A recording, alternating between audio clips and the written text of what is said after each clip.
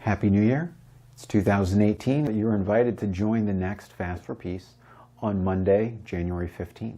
Usually for these videos I can tell a story or two about Gandhi. This month's Fast for Peace falls on the 89th birthday of one of his students. I have a dream that one day this nation will rise up and live out the true meaning of its creed. We hold these truths to be self-evident, that all men are created equal. Dr. Martin Luther King would have been 89 years old on January 15th, and so this month I'd like to honor his memory and his legacy. One of the things that I enjoyed about reading the autobiography of Dr. Martin Luther King was finding that one of my favorite quotes from Air Force One was inspired by something that Dr. King had written. Peace is not the absence of tension, but the presence of justice. In college, he looked for a philosophy that fit with his own worldview. And in 1950, he heard a lecture by Mordecai Johnson, who had just returned from a trip to India, where he had studied the life and lessons of Gandhi. And so he came back and shared these lessons in a sermon. And Martin Luther King said he was so excited and so electrified by these ideas that he went out and he bought a half a dozen books on Gandhi so he could study them.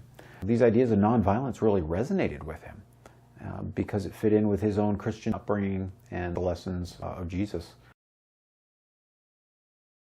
Now, you've probably heard the story of Rosa Parks, how on December 1st, 1955, she refused to give up her seat on a bus and she was arrested. The black community decided that a boycott of the public buses was the best response to withdraw cooperation from the segregated bus system. So they put together a list of demands and spread the word that on Monday, December 5th, they would begin a boycott. In the autobiography of Martin Luther King Jr., he writes that, "My study of Gandhi convinced me that true pacifism is not non-resistance to evil, but non-violent resistance to evil. Between the two positions, there is a world of difference. Gandhi resisted evil with as much vigor and power as the violent resistor, but he resisted with love instead of hate." He tells the story of how he and his wife Coretta watched and waited for the first bus to go by on that Monday morning, waiting to see how many people would be on it. And Coretta said, it's empty. And the boycott was working, that everyone was refusing to ride buses. So after the great success on the first day of the bus boycott, they'd called a big community meeting. Dr. King was supposed to speak, but it was last minute, so he hadn't really had time to prepare. And so he voluntarily abstained from food. He fasted for the evening and worked on his speech. When he got there to the church where the meeting was being held, he found it was overflowing with people. He got up and he delivered the speech, and he reminded them that we are not wrong. We are not wrong in what we are doing, and if we are wrong, the Supreme Court of this nation is wrong. If we are wrong, the Constitution of the United States is wrong. If we are wrong, God Almighty is wrong. If we are wrong, Jesus of Nazareth was merely a utopian dreamer that never came down to earth. And we are determined here in Montgomery to work and fight until justice runs down like water and righteousness like a mighty stream. And so as Dr. King sat down to thunderous applause, he said that he felt this was the best received speech or sermon that he had ever given. And so I guess I like to think that Gandhi's spirit was with him that night because of the way that he had fasted during the day. The person who has influenced my life in terms of action more than anybody is Mahatma Gandhi. He gave a powerful speech and it inspired the community to stand together and to stand strong. And they did throughout December, throughout January, February.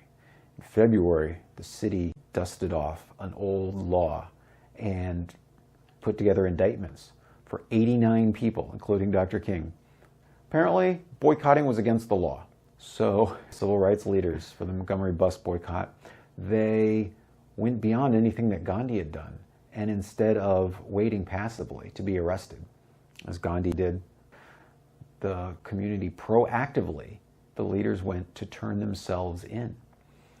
And so in front of the courthouse on that February day, hundreds and hundreds of people put on their Sunday best, and they came there to support, as one by one, the leaders and the ministers and the taxi drivers and the hairdressers and the people who were being indicted and charged with having the audacity to boycott a segregated business.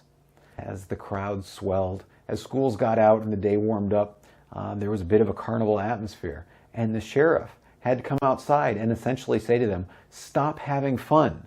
You're not supposed to be enjoying this." That spirit maintained the boycott. People did the best they could to organize carpools and other alternative transportation. People walked, the same way that Gandhi walked 10, 12 miles a day to demonstrate their support and to show solidarity for the movement. I guess an analogy would be how the Indian independence movement, wearing khadi, was a sign of support. Walking in Montgomery that summer and fall and into the winter was a sign of support.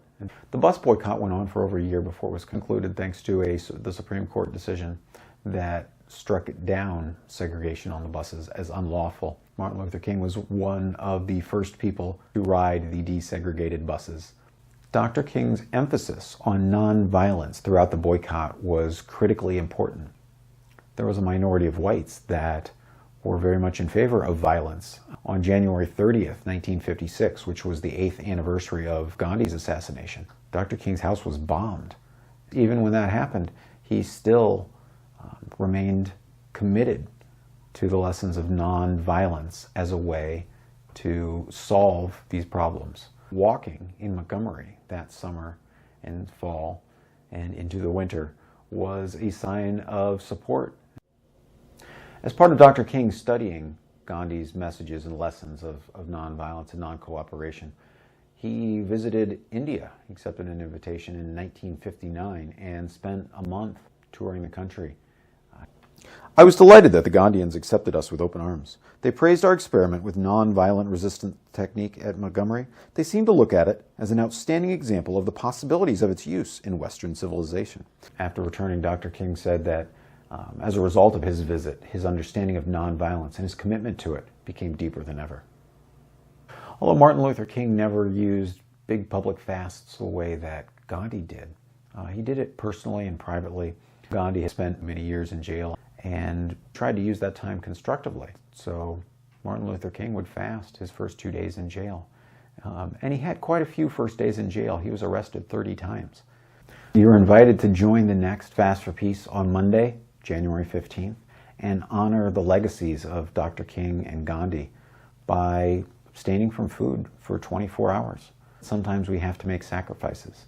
It's an act that shows you're willing to work for peace. I hope you'll join us. Until next time, #FastForPeace, and just keep walking.